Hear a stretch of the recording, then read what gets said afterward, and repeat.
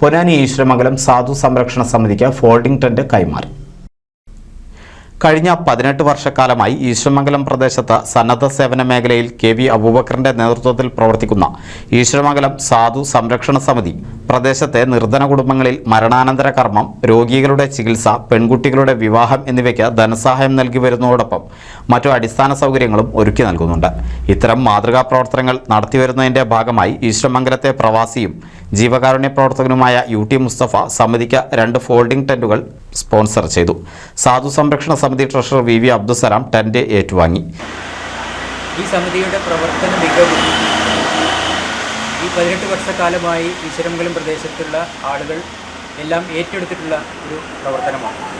അതിൻ്റെ ഭാഗമായാണ് നമുക്കിന്ന് ഈശ്വരമംഗലത്ത് സാമൂഹിക രാഷ്ട്രീയ ചാരിറ്റി രംഗത്ത് പ്രവർത്തിക്കുന്ന ശ്രീ UT മുസ്തഫ അവർ നമുക്ക് നമ്മുടെ സമിതിക്ക് ഇന്ന് ഈ 2 ടെൻറ്റ് ഇവിടെ സ്പോൺസർ ചെയ്തിട്ടുണ്ട്. ഫോൾഡിംഗ് ടെൻ്റാണ്. അത് വളരെ ഉപകാരപ്രദമായി എല്ലാവർക്കും ഉപയോഗപ്പെടുന്ന തരത്തിലുള്ള ആ ടെൻറ്റ് അദ്ദേഹം ഇന്നിവിടെ സമിതിക്ക് സ്പോൺസർ ചെയ്തിരിക്കുകയാണ്.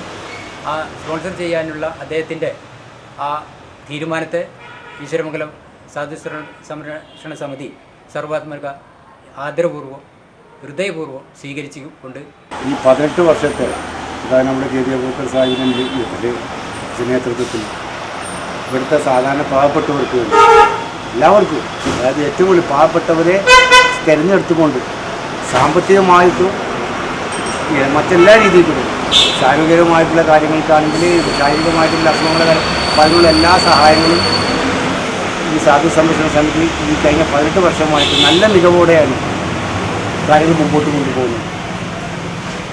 അത് കാരണമാണ് ഞാൻ ഈ ടെൻറ്റ് കൊടുക്കാനുണ്ടായത്. അതുപോലെ ഇനിയും ഇവരുടെ പ്രവർത്തനങ്ങൾ നല്ല ഊർജ്ജസ്വലമായി മുമ്പോട്ട് കൊണ്ടുപോകട്ടെ.